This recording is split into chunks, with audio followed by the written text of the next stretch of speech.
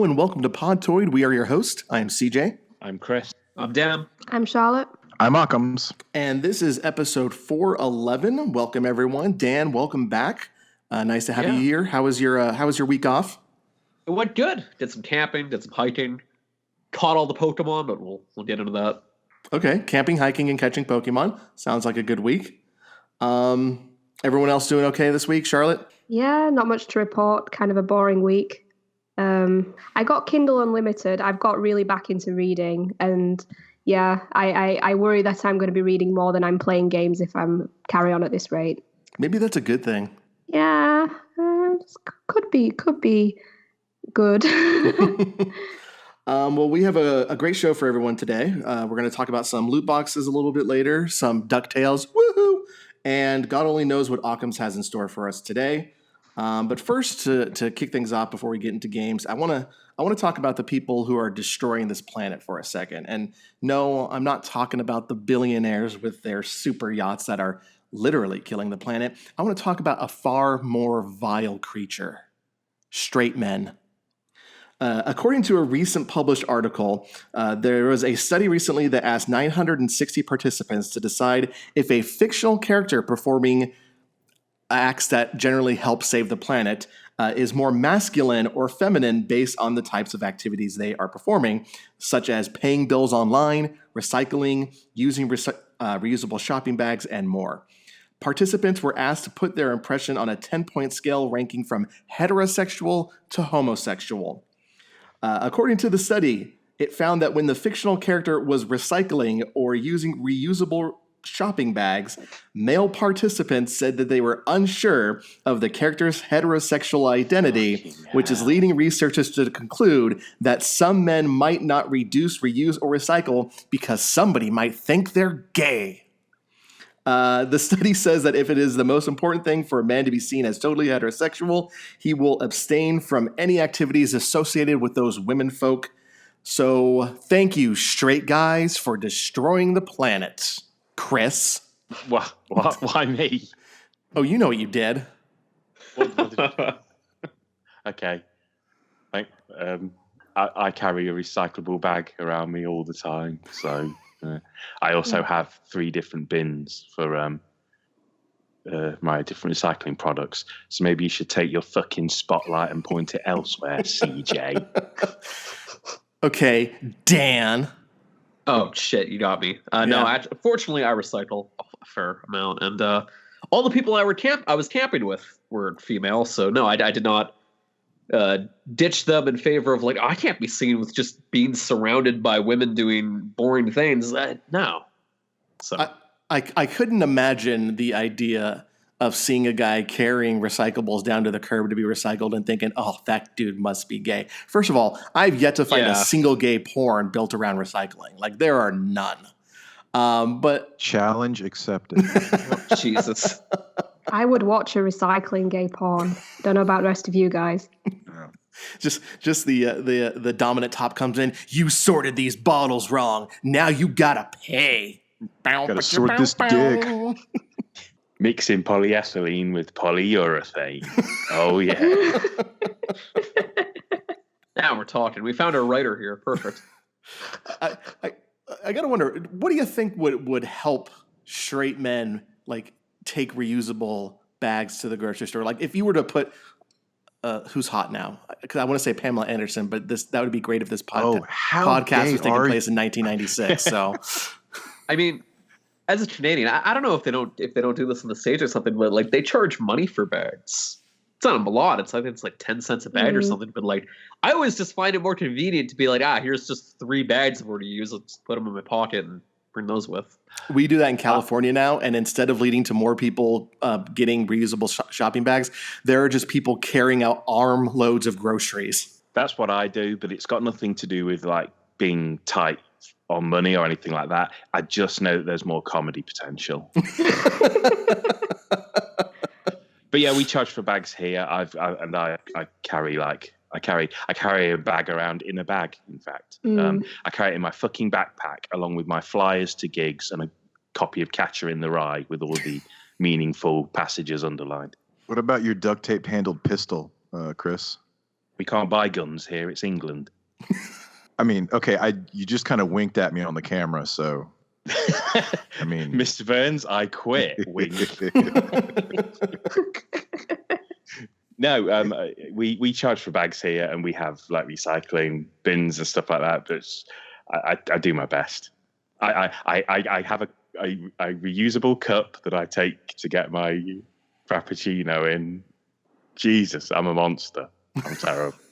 I have a set of metal straws, so I'm not using straws anymore, and it feels very weird pulling one of those out at a restaurant. Like, no, thank you. I got my own. Yeah. Like, it's a straw. Right. Two things. One, I read a story recently about a woman who killed herself accidentally now. Oh, I saw that. With a metal straw that went through her eye. Yeah. Oh, no. She fell, and it just happened to be that perfect thing. Went right through her eye. And going back to our recyclable gay porn, carbon dick print. just spitballing ideas. That needs to be on the board. I think we have our title. Yeah. All right. Let's go ahead and move on from this nonsense. Talking about some games or maybe cartoon series. I don't know. Chris, which one are you touching on? I'm touching on the Ducktales remastered that you can't buy anymore as you're hearing this, I believe. I think they took it off the market on Friday. They started removing it from digital stores. And it's a game that I never got around to. I never got around to playing the NES version, and I remember it launching and everyone really enjoying it, but I never played it. And when they said they were taking off the market, I thought, well, I ought to give it a go. I've seen people speedrun the NES Ducktales game a whole bunch of times. And I'd forgotten that Way Forward made the remastered version. I'm a big fan of Way Forward. So I was like, oh, great, I'll try that. And it was basically £3, which literally is my limit for any video game at the moment. And I played it through in like one whole sitting. I think it took me like 3 hours or something. That's a pretty good game. I think there's some elements of it that are a little dated, but it's from 1989. So I think it's like a really wholesome adventure. It's fun, and the script in it's kind of funny. Infamously, with the remastered version, everyone came back to do their voices again. Even like June Foray, who we lost earlier this year, sadly, she came back to voice her characters, and she was 95 at the time. But everyone came back to make sure that this remastered version was something special for the fans. And Way Forward have kind of tweaked the boss fights, so they've got some tech going on in the boss fights that the NES version didn't have, to kind of make them a bit more varied and everything. And it was fun to play through. And I remember the cartoon pretty well. It was on Tuesdays over here. It was on just before Nightmare, which was the greatest children's television show of all time. And I think it's cool, and it was worth the £3 I spent on it. I'll probably never play it again. But the good fun, good animation, great music, really good fucking soundtrack. Yeah, great soundtrack. Yeah, like worth just listening to on its own for sure. And I can't really recommend it because you can't buy it. I went on eBay the very next day just out of interest to see if like the word had spread to the physical copies for the PS3 and the Wii. It was on the Wii. Yeah? Wii U. And the word had spread, and there were already copies on there that were like $80 or £80 or whatever. So, it's probably cheaper to buy the NES and the NES version, to be honest. Probably. I know I'm looking at Amazon right now, and the Wii U copy that is like literally just the game disc is going for almost $40. Surprisingly, the PlayStation 3 version you can get $30 brand new. Okay. Ironically, you'd have to be Scrooge McDuck to get a copy of the game now. But it has all the characters in, even like the ones that came along later, like the little caveman guy who was in the movie. DuckTales was big enough that it had a movie. I forgot it had a movie. That. Yeah, because obviously we're talking a long time ago. I think that film came out in 91. So Treasure of the Lost Lamp, I remember it now. And it has some of the characters from the movie in, and it has Majika Dispel in it, who was like earlier in the year, Twitter did who was your first cartoon crush? And it was like a viral thing on Twitter. And I was like, who was the first character I fancied in a cartoon? And I just eventually had to shrug and put like Majika Dispel in there because I think I remember being a kid and just being like, that she's got this cool Italian voice and she's a goth. I don't know. What was the name of the lady from the Mario Bava movies? Which lady? The one, like, just the main lady he worked with in like all his big movies. Kind of a proto. What's her name? Elvira Adams. Yeah, like proto Elvira. Wait. Do you mean Barbara Steele? Yeah. From Black Sun. Her a lot. That's genuinely like my favorite actor in the whole world. Like not so much for performances, but like I've been completely besotted with. And ironically, the joke is if Barbara Steele was a duck, she'd be Majika Dispel. So there you go. Yeah, she's got the same fucking haircut and the same look and the same clothes. So how did we get onto this? I don't know. The one thing I remember you wanted to fuck an Italian duck. That's it. I got no comeback for that. It's the truth, I guess. The one thing I remember from the remaster was that, they brought back all the original voice actors, and boy, Scrooge McDuck was hard to understand. He that Scottish accent does not really work that well when you're in your 80s. That's okay, tough. right, I see. Oh, because I was sat here thinking, you can hear that there's aging in the voice, but I was sat here thinking, but I still understood every word he said. But then I forgot on top of that, you've got the accent as well, which sometimes when I've been to America, sometimes people don't understand me. So I guess accents are, and I'm kind of well spoken. Do you know what I mean? Yeah. Yeah, you fancy as a motherfucker. I'm really not, but yeah. All right, let's go ahead and move on. Occams, what delightful horror film are you gonna? We got a twofer today. All right, first up, thank you, Charlotte. Thank you. First up, got a movie called Raw Force. All right, I'm gonna just kind of paraphrase the description of this film. All right, it is a group of martial arts students are en route to an island that is supposedly home to a bunch of martial arts ghosts who were dishonored in death. Right? Oh no, cool, yeah, right. And then, bam.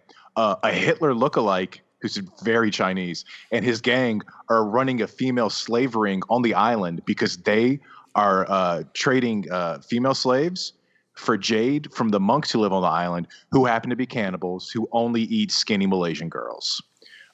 Then we have piranhas, zombies, and a big giant fight. The movie, it feels like the National Lampoon guys in the 70s decided they wanted to make Police Academy before Police Academy existed, but wanted a whole lot of bush, maybe some light fingering, like actually happening on camera, and some really piss poor martial arts by a bunch of like students, air quote students, who were clearly in their 30s, maybe even 40s. It's an amazing movie. It is. I think I watched it on Shudder through the Shudder app built into the Amazon Prime. Though I think you can watch it on YouTube in kind of a weird way. It's available on Blu-ray for like $13 on the Vinegar Syndrome, which is a really great weirdo movie website. It's fucking amazing. It is just ridiculous. There are all these non sequitur scenes. They introduce characters and develop them only to maybe kill them off. They're never just mentioned again. Yeah, essentially. Essentially, like there's a scene that takes place on a cruise ship earlier on where the film just becomes a sketch show, doesn't it? It is one like 20-minute long sketch. Everyone gets a little bit. And it cuts from room to room on this cruise ship, and characters who haven't been in the room in the film previously are in these rooms having their own little like kind of deal. Like there's a fight going on with some, and there's another one, I don't know, trying to steal jewels or something. And then after about 15 minutes, the cruise ship crashes, which is what strands the heroes on the island. And everyone who was on that cruise ship, I guess, is presumed dead because we don't see them again, even though they all got their own scenes with just them in them. There's an English teacher who may about to have sex with a psychotic woman who murdered her ex-boyfriend, and they're just gone. It's so good. It's just so stupidly good. So Raw Force, 1982, so worth your time. Follow up to that, a movie called Psycho Kickboxer. So this one, the best way to describe this is Bloodsport meets The Room. It is literally Bloodsport meets The Room. I'll have 2 tickets.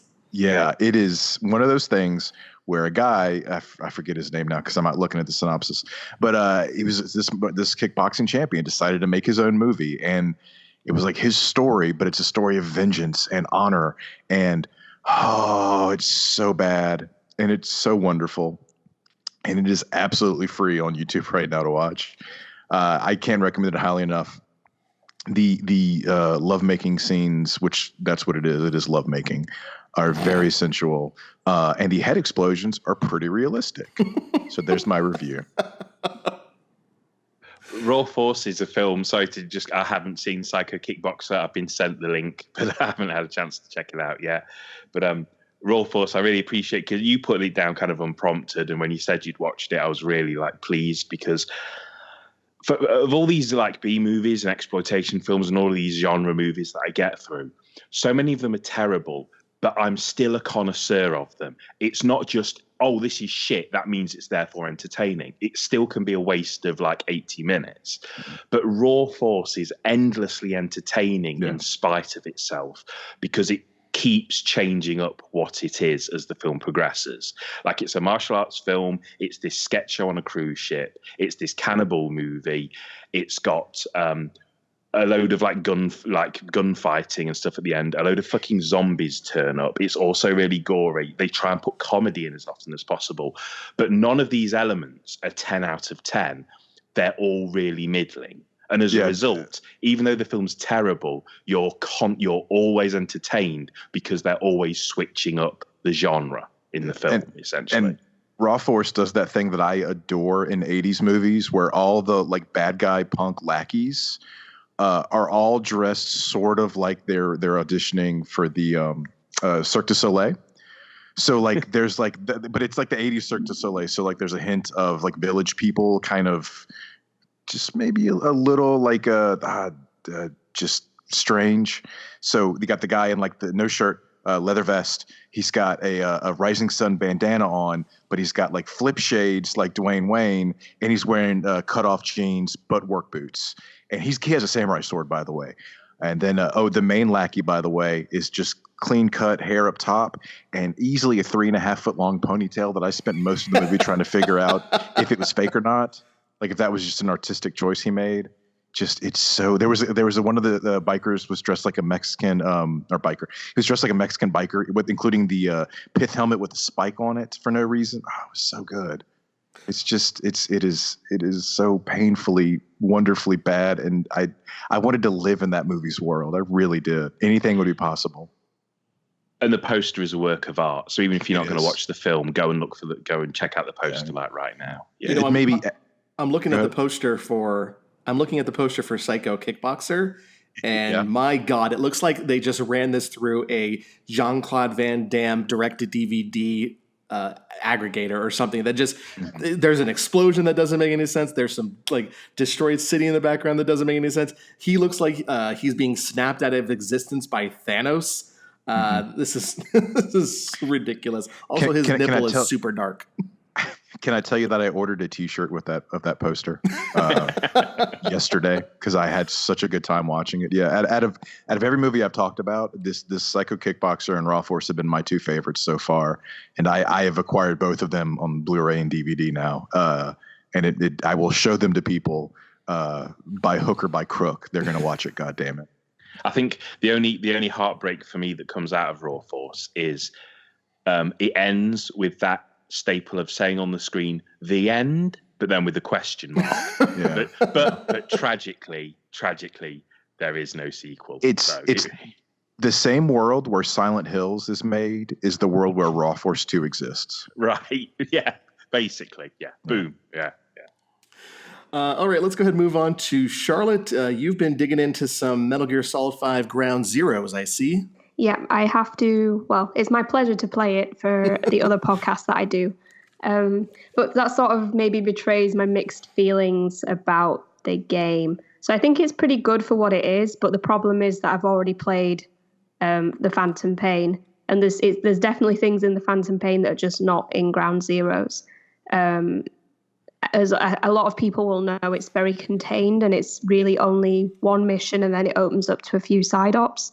But because it's so contained on this one map and one island, you can't have things like ordering in equipment and ability to fly out and visit Mother Base and that sort of thing. So the story's pretty good. It sort of explains, sort of fills in the gaps between Peace Walker and the Phantom Pain really, really well.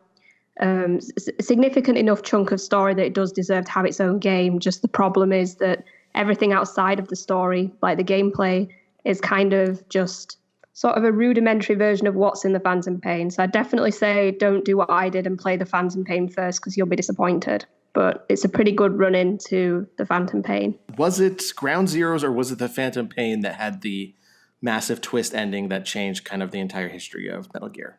Well, they both had twist endings, but I think you're talking about the Phantom Pain. Okay.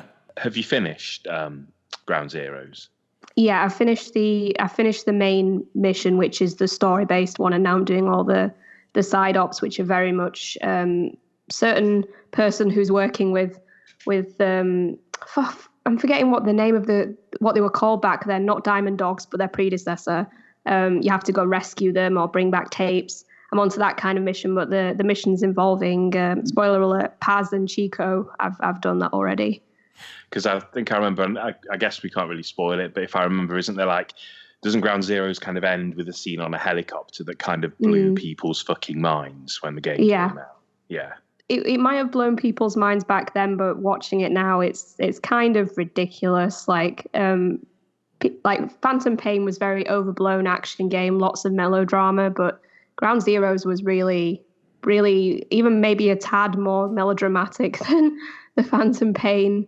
And I'm sorry, but big spoiler, stop listening for like 30 seconds if you don't want to be spoiled. But the moment when she was like, but there's another bomb, and it was like my boyfriend just turned to me and was like, is that up her ass or is that up her vagina? I'm like, I think boys on the internet for the past 5 years have been discussing whether it's up her ass or up her vagina. I think it's up her ass, but yeah, so that was supposed to be very, oh my God, but we were kind of trying not to laugh at that. That's kind of ridiculous. Now, what makes you think the bomb is up her ass? Because she was like, there's one up, and then she threw herself off the helicopter. It was up somewhere. I'm into it. For sure. I'm into it. Quote of the episode. It was up somewhere. That can't have been comfortable no matter which side it was up. I mean, there was like a scene where one of the the medic on the helicopter is sort of doing operations on her. He's like, I don't have time for anesthetic, and he's like snipping open all of her staples, and then he just shoves his hand in and pulls out this absolutely massive bomb out of her stomach. And I'm like, none of this makes any sense. And she's screaming, but she's like not thrown herself straight off the table. And apparently there was medical advice for that game. We were watching the credits, and there was a doctor at a hospital in Japan who was giving advice on that game. And I do not want to ever be treated by that doctor because his advice was crap. Oh yeah, no, I would avoid the guy who walked them through just shoving your hand into an open wound. That does not seem like a safe and sanitary surgery right there. Nope. All right, let's go ahead and move on to me. This past week, I finished up my time, thank God, with Omega Labyrinth Life. I talked about this last week. This is the new booby dungeon crawler from Matrix Software and D3 Publisher. And as of last week, I said that the dungeon crawling was kind of okay. It was on par with early roguelike games, but I hadn't quite reached the part where the salacious sexual side of it was starting to show through. And it turns out it only took about 5 minutes after the podcast recorded for me to actually hit that. It's like literally the next thing I did in the game was place this little flaccid object I'd found in one of the dungeons between the breasts of the main character and rubbed her breast against it until it got hard red and exploded in a whiteness all over her face. So yeah, it didn't take that long for me to hit the super sexual part of it. And it just kept going a little bit after that with the, there's a mini game in it where you unlock new abilities by touching still images of the girls in certain spots, and then you touch it faster and faster until they literally squirt the screen with wetness. I mean, it's presented as either like their juice or sweat because all the girls are sweating at this point, but it's cum. It's cum. They spray the screen with cum, and then you use that cum to water your garden, and it's okay. I get what you're going for. It's far beyond what other of these anime booby games have done before, and it was shocking to see that the first time, the second time, the third time, but then it never really goes past that, and so you just keep seeing that again and again, and it starts to lose the effect. Now, other people might be playing it, with the one Joy-Con and masturbating with the other one because it's so hot and heavy for them. Cool, awesome, good for them. But for me, I'm just watching and it's just like, if that liquid is supposed to be the girls coming, then this game kind of shot its load too early. And the one thing that actually I kept in my mind, kept thinking about as I went through this was Pink Flamingos, the John Waters classic. And that movie is a perfect example of abject taste, which is stuff that's supposed to revile and disgust you. You have them squishing a chicken to death in sex about halfway through that film, and it's just like, oh my god, I can't believe what I see. But it ends with the drag queen actress Divine eating a piece of dog shit off of the ground that John Waters assures us is real dog shit. And I'm just thinking, if that movie had Divine eating dog shit in the first 10 minutes, like, for me, nothing else that happens after that would be able to top that, would be able to match just the crude nature of that. And that's kind of what I feel about Omega Labyrinth Life, that if you're trying to get a rise out of me with the different sexual activities you do in the game, you have to space it out, because if you give us everything so early, I still have to play this game for another 20 hours. The effect of it is going to start dwindling and dwindling until it's just like, whatever. Unfortunately, the dungeon crawling never really gets that good.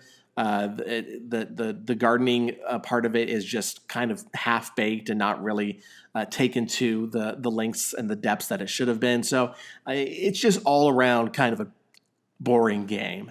But I do wonder, having seen what D3 Publisher and Matrix Software was able to get away with in this title, I wonder about Senran 7, because I know that the producer of that game, his name slips my mind right now, but he wanted to take the sexual content of that game even further than what Senran Kagura has done before. And so I'm wondering, if this is what they were able to get away with, what was he thinking that he could get away with that, eventually drove him to leave the company because they said no?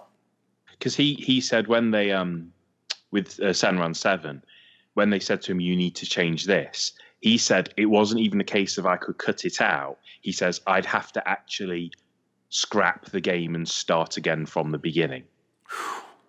That's what he said about, he said it wasn't a case of you can't just put this in the game. He said it wasn't a case of I'd just be able to censor over what I'd done with the game. I'd need to make the game again from scratch. Huh. So who knows?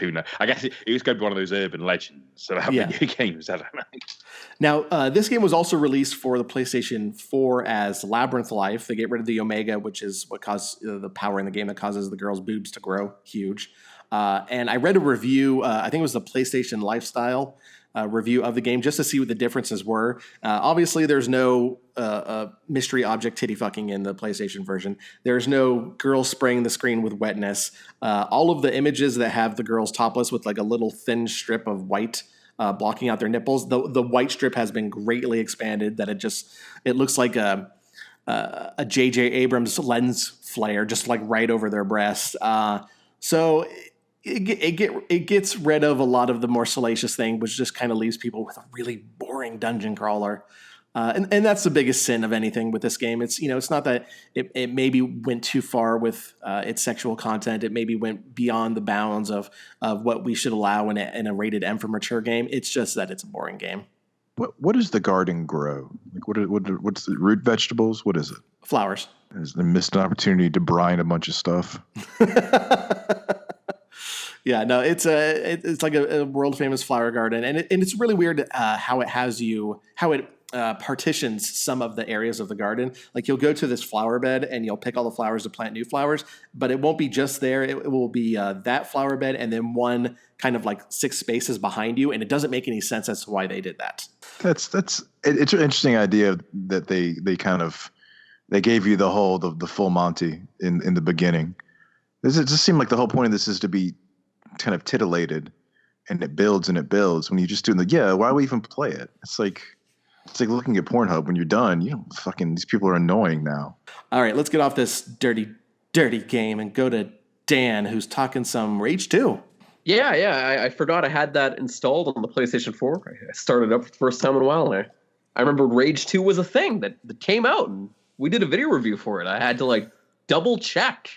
They're like, oh, wow. And then I started back up, and I beat it. The ending is laughably just over and done and pretty terrible. Like the game just sort of ends with you being carried away, and then you beat the boss, and then you limp away, and it's over, and it cuts to credits. It's like, wow, okay, that was 6 missions that could be beaten in 4 or 5 hours if you just beeline it. And then I was bored enough to just put on a podcast and go after the Platinum Trophy, because all the trophies I was missing were basically, I don't know, do X thing with X gun and X locations. I figured that's simple enough. And then that was prior to when I went camping. So I wrapped up Rage 2 out of boredom. I got the Platinum Trophy, so I'm all ready, I guess, for future DLC and expansions, which I'm assuming they're getting. I heard there's an expansion coming out sometime this month, but there's no definitive date yet, which is a little weird. Yeah. Seems like Bethesda themselves were like, oh, right, Rage 2, shit. But anyways, then I went camping, and I brought the Switch with, because why not? And admittedly, I only played it, at night, when I was either in my tent or, by the fire. And even then, there was this weird paranoia of, dropping my Switch in the fire, so I barely played it even around the fire. There's also this great irony of the whole, right, it's time to cut loose and get to the great outdoors. And yeah. There was very much a guilt of that, constantly being what am I fucking doing playing video games out in the woods? I just put it away constantly. So I only pretty much played it in the tent, and I already beat Pokemon Let's Go. Yeah, I did the whole Elite Four shenanigans and post-game stuff. So the only thing I really wanted to maybe do was complete the Pokédex, I guess. And the only 2 Pokemon I was missing were Meltan and Melmetal, which are these weird new Go exclusive Pokemon. So I managed to convince my cousin who plays Go, and she's only ever played Go, and she only recently picked up Let's Go, I think, Eevee. And she managed to trade them in exchange for me helping her find Zapdos in the game, because she's never played a mainline Pokemon game. She had no idea where Zapdos was, so I helped her with that. I got Meltan and Melmetal. And I remember asking her what her opinions were on Let's Go. Just like I said, she's never played it in the mainline games, or any of the games for that matter. And her take kind of blew my mind. Her initial take to the game was, it has too many battles. It felt like everywhere I was going, it was just battling people, and that's about it.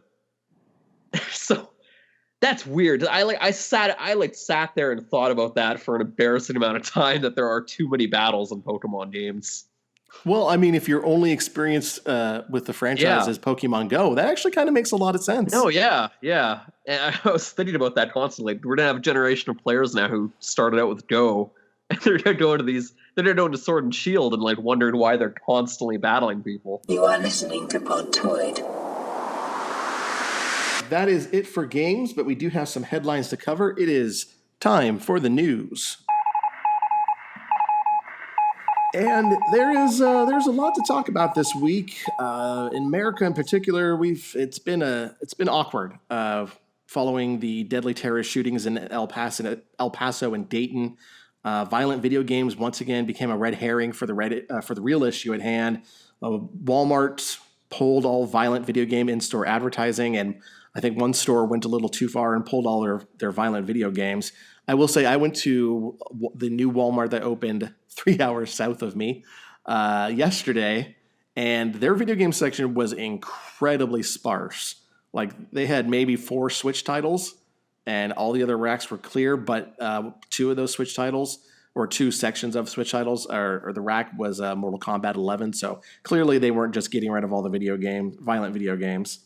In addition to that, ABC delayed the broadcast of an Apex Legends tournament until a time this fall when, knock on wood, we hopefully won't have a mass shooting. If you want to talk about this on Twitter, there's just been so much this fucking week. So I'd rather not talk about that and go into other stories for the week. And so let's start with the kind of the big one that was not based around any reaction to the shooting and talk about the loot boxes. This week, the ESA announced that Sony, Microsoft, and Nintendo had agreed to implement new policies for their platforms that will require developers and publishers to list the odds players have when purchasing a loot box. Apple and Google already require this on their mobile marketplace, so it's nice to see console manufacturers joining the practice, and I can only hope that Steam, Epic Game Store, GOG, and all those other launchers kind of do the same thing as well. If they don't already, I'm not entirely sure. I don't play Steam.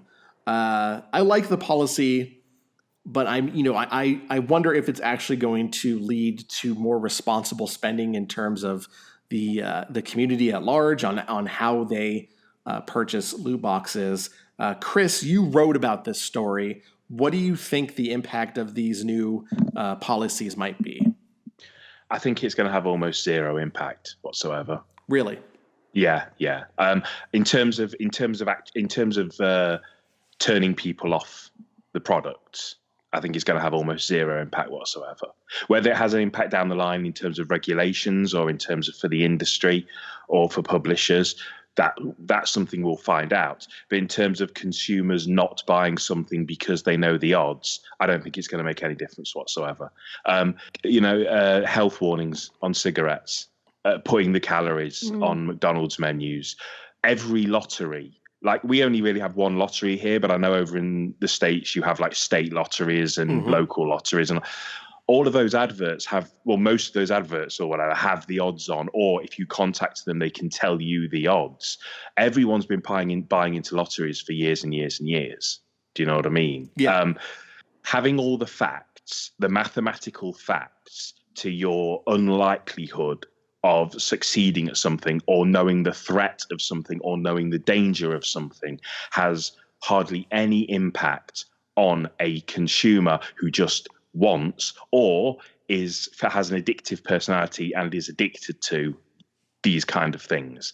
I don't think people are going to be like, I used to play gacha games or whatever, but then they asked me to click I accept on a thing that told me the chance of me getting a rare thing was less than 10%, and I uninstalled it immediately. Like, I'll gladly be proven wrong, because I want to be proven wrong. I want this to have an impact, and for less people to put money into the games that have these kind of features. But honestly, I'm at a place where, when it comes to kind of people, I just think people will just fucking go headlong into anything. All this does is it's an attempt to kind of legitimize the way it looks in the eyes of the publishers. It doesn't defend the people, because it doesn't ask the bigger questions about children getting addicted to these games, or people with addictive personalities who have problems with games that have these mechanics in. All it's done is to try and make the industry look a little bit less Wild West, and a little bit less underhanded. But in terms of actually stopping people from buying the games, fuck off. No, it's not going to. Yeah, it moves the onus from the publishers and developers to the consumers. It's just like, well, now you have everything you need to know, so don't blame us when you spend $400 trying to get, I was about to say David Beckham soccer card, but I don't know if he still plays soccer, and I don't know if FIFA sells soccer cards. So that was a terrible analogy, and I'm glad I avoided it by explaining the analogy I attempted. But part of I think part of the pushback against this, because there's always going to be pushback, is the idea of do you live in a world where you can't make your own decisions? Do you live in a world where you can't look at these things and go to yourself, oh, that is actually bad, I shouldn't do it? But as I said, writing in small print on the backs of the box, because when they put warning, lots of violence and sex in these games, as we know, no children play them. You know what I mean? Like, when they put on the back of the box, there is a less than 2% chance, or whatever it's going to be for each individual game, of you getting this legendary item. Is fucking little Johnny going to be like, oh, that's mathematically mathematically complicated statistic and seems quite unlikely, so I better uninstall this game and not put any more time into it. If you give the people the facts, which you should, the people should know the facts, I think it's been proven that they don't care. Yeah. I mean, we have an example in the UK already, because we've had people have been trying to ban fixed odds betting terminals, in where the terminals are programmed so that if you play it over and over and over again, the sum total is you're not going to win. You're going to lose money. And people who have addictive personalities always think that they're going to beat these terminals, even though it's programmed that if you keep playing them, you will lose more money. You'll win some back, but then you'll lose even more every single time. People who have that kind of personality, they're going to read those statistics and they're going to say, oh, okay, but I'm different. I'm going to do better. I'm going to somehow beat the system. But the publishers get to be like, or the makers of those machines get to be like, well, hands up, we gave you the facts. It's not our problem. Yeah, exactly. I 100% agree with you, Chris. Can't really add any more, just to say that the UK has faced this problem square with fixed odds betting terminals, and there's some people just don't want to properly deal with the problem of gambling, and for that I think it's not. I really hate gambling. So the thing I like about gambling though is the slot machines. They have I played one that was an Aliens one, and you could get like 3 little chest bursters and they moved. I played a Ghostbusters one time that had the fucking like a TV screen up on top of it, and the mini game was like watching clips from the movie and then like picking ghosts. It was pretty cool. I played a Sex and the City machine once and got 4 Mr. Biggs and won $80. I've never loved you so much right now. That's a joke for our female listeners. If I ever do go to Japan, I do want to see the Metal Gear Solid pachinko thing, where they like recreated all of Metal Gear Solid 3 with like new graphics and everything for a pachinko machine. I want to see that too. It's so sad, but so beautiful at the same time. There was an arcade where I used to live that had the Japanese Final Fantasy Theta Rhythm arcade game. Oh, I love playing that. Non sequitur. Don't know why I had to throw that in there, but just thought of that. Hey, I was going to say there's a Silent Hill shooter arcade game I've always wanted to play. You can watch a full playthrough on YouTube. You're welcome. Can't you get that for home? I swear I've seen somebody playing it on a Wii. Hell no. If that was the case, I'd own that bitch right now. And I know I've seen that stand-up arcade here, because it has like a little curtain, a little raggedy curtain that you pull around you, doesn't it? Yeah, to keep it dark. Yeah. It's like a jerk-off booth. All right, let's go ahead and move on. Our second story is about Resident Evil. I think we're all pretty much Resident Evil fans on the show. And Occams, if I remember correctly, last week you said that the Resident Evil 2 remake was your pick for the game of the year so far, right? Yep. Yeah. Obviously, that game has been huge. But it looks like there's a new mystery Resident Evil game on the way. Capcom is apparently sending invitations to members of its ambassador program, offering a chance to play a mystery Resident Evil title. The playtest, which will take place somewhere in Japan, as well as New York and Los Angeles, will give those lucky enough to be chosen a chance to try a new Resident Evil title that is currently in development, has not been announced outside of this little demo possibility. I would love to check this out. And Occams, I want to get your thoughts on this. What do you think? Why is it you think that they're doing this kind of play test way before it's even been announced or revealed on what this game is? I think keep some buzz going. Keep us guessing. I'm not entirely sure this is Resident Evil 8 or even the 3 remaster or whatever, a remake rather. I don't know what it is. I'm in my head. I don't know why. There's this little like annoying buzzing voice. It's like saying it's some kind of mobile game, and I like mobile games and I have fun with them, despite them apparently being the cancer of the industry according to everyone else besides me and you, CJ. Mm-hmm. But it's just in my head. It's something like that. But I think it could be a way to just kind of keep the buzz going, keep them talking about the series. And maybe they're announcing something really big. It would be interesting to see where they go with 8. I think that 7 was such a wonderful departure. I kind of hope they continue it, try something new. So that's my thought. If it's a marketing thing, and kind of building up, and it could be fun. It'll be fun no matter what it is. I'm always up for more Resident Evil. Yeah, my big thought on it is, like, when I first read this, I was thinking, are they doing something drastically different? And that's why they're getting people in potentially very early into the development process to get feedback right away to see if fans will like it. Because, going from the third-person perspective to the first-person perspective of Resident Evil 7, it wasn't, a lot of people didn't really care for it when that was first announced, but, thankfully it turned out to be just a wonderful fucking game. So I wonder if, like, this one, they're doing something even more different than that they're like, okay, this may be too far out there for people. We need to get them into get some feedback right away from longtime Resident Evil fans. Yeah, it's tricky too, because Resident Evil 2 Remake was fantastic, and it was still more in the vein of like a third-person shooter approach, but they still managed to pull like all the horror elements that make it great.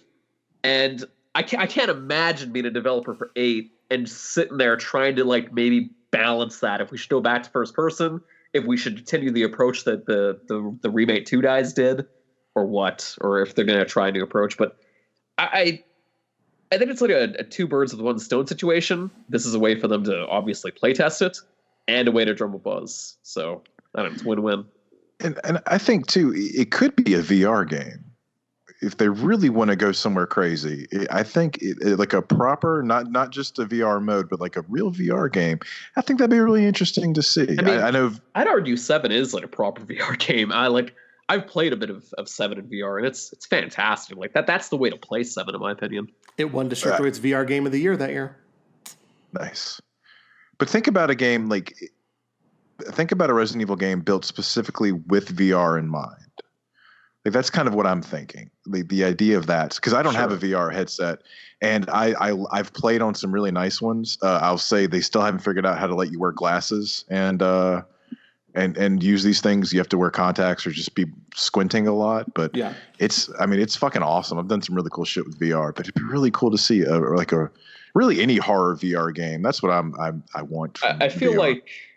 I feel like AAA developers and publishers are still wary about VR in that sense of like just making a dedicated VR game. I feel like 7 is the best approach, honestly, of having just the option for VR. Yeah. Because 7's VR mode is great, honestly. And you can still play perfectly fine without it. So what if they're I had a horrible half jokey thought, what if everybody comes to these meetings expecting to see Resident Evil 8 or Resident Evil 3 remake, and it turns out to be Operation Raccoon City 2? But actually, what if they are doing Outbreak again, either remastering it or creating a new Outbreak game, like proper multiplayer options online with a proper story and multiple characters that you can play as? That would be pretty cool. I'd love that. Yeah, that would be cool. Like I don't know much about Siege, but I know that Solbo has converted a lot of people to it, which is a little disarming, or just alarming rather. But like I have a vague understanding of it. But like a Resident Evil type game that's Siege, that'd be interesting. The only thing that I would say against going against the idea that it would be a dedicated VR game is that Resident Evil games, A, are expensive to make, and B, never quite sell exactly as Capcom expects them to. Yeah. That would be, that problem would be over amplified if it were to be put a VR only. Like if Resident Evil 7 sells 4 million copies and that's below what Capcom expected, a VR only game is going to do a tenth of that. Yeah, I'm just spitballing. Spitballing. Here's some ideas. Thankfully, they don't have Square Enix expectations where 5 million isn't good enough. You are listening to Podtoid. That is it for the news, which means it is time for the Podtoid question of the week. Drinking contest? What am I, 12 and at my boyfriend's frat party? Sorry, that is not the Podtoid question of the week. This week's question is for the wrestling fans on the show, and by that I mean Dan. If you like wrestling video games, the past few days have provided some pretty good news. First of all, Ukes is no longer involved with the WWE 2K franchise, and I think the upcoming game still uses their bad engine, but hopefully after that, they will start being the games that they used to be back when I still played wrestling games. So Day of Reckoning, I think, was the last one I played. And then also, The Rock, John Cena, Xavier Woods, and Becky Lynch were added to Brawlhalla, a game I'm still surprised is going on. I don't play that game, but their introduction got me thinking about what other games could be improved if they added wrestlers. So our question this week, what game, series, franchise, or individual game would be much better if wrestlers were added to it? And Dan, let's start with you. I don't know if I would say much better, but on the note of Pokemon again, let me just pitch this idea of The Rock being maybe the champion of a region and with a belt and all. I'd be all about that. Instead of like this boring ass Dryden trainer or whatever named Lance, the literal legend or not legend, champion of this region carries around a belt and fighting Pokemon and stuff and drops one-liners. I'd be all about it, honestly. I would go with FIFA.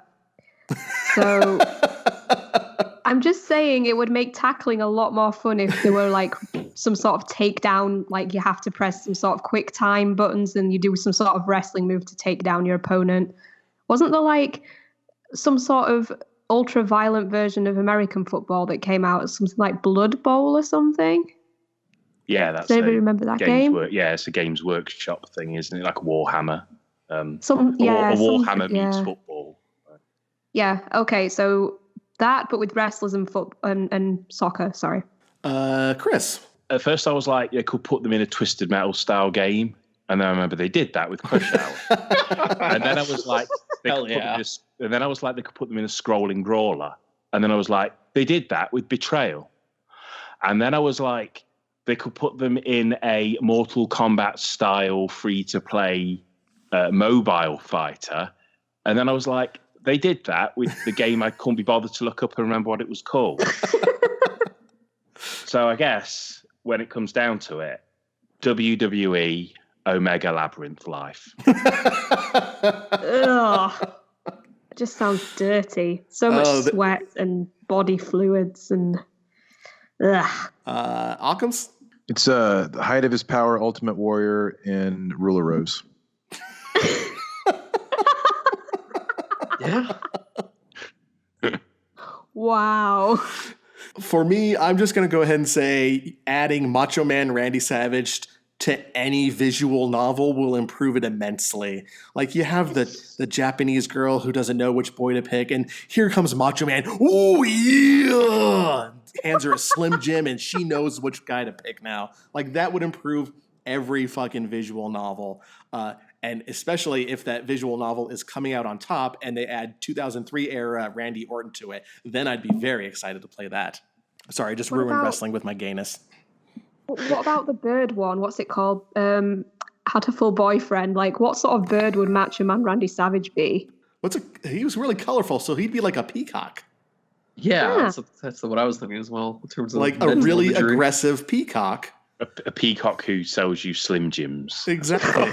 And puts out a rap album. Snap into it. By the way, my voice later is going to be wrecked from just doing that little bit of a Randy Savage impression. Oh, I can already feel it. You have to kind of come from the back of the sinuses, I think, doesn't it? Rather than like the bottom, like right where the tongue starts to the back of your throat. Like that's where you have to come from. I want to do it, but I just know I'd do a really bad one. like I could probably do an all right one, but like on the spot, I'd probably do the worst one I've ever done. I used to do it all the time, but then I would sound like this for 3 days after, like a old Jewish smoking woman. Oh my God. Why did I have to do that Randy Savage impression? This is ridiculous. That sounds more like oh damn! It would have been so funny if I'd remembered the name. That'll be my voice for the rest of Podtoid. I'll just come on. Welcome to Podtoid. We're your host. I'm CJ. I'm trying to go into a Macho Man, but I can't do it. Macho Man Randy Savage. Tower of power is sweet to be sour. Space is the place. Dig it. I can't do it. Imagine if Randy Savage had a podcast. You sound like Randy Savage wearing a bowler cap. That is what Randy Savage sounds like. That was funny. The last time I hung out with some Americans, they were like, do an impression of this fucking person who's American or whatever. And I did it. And they were like, your tone of voice is right, but we can just hear the English person. We are just about out of time. But before we go, Occams, we have a community shout out. Yeah, community shout out to Solbo, who recently told us that he got his dream job. And didn't say what that was. I'm assuming it's something to do with sitting on a toilet and playing on Destructoid all day. But I'm so happy for him. It's nice when we get a win in this world. So good on Solbo. I'm glad you got your dream job. Hope it's everything you ever wanted it to be, buddy. All right, that is it, folks. On behalf of Dan, Chris, Charlotte, Occams, and myself, thank you for listening to Podtoid, and don't forget to subscribe on iTunes, Google Play, Spotify, Podbean, and the Destructoid YouTube channel, which is apparently where a majority of our audience comes from.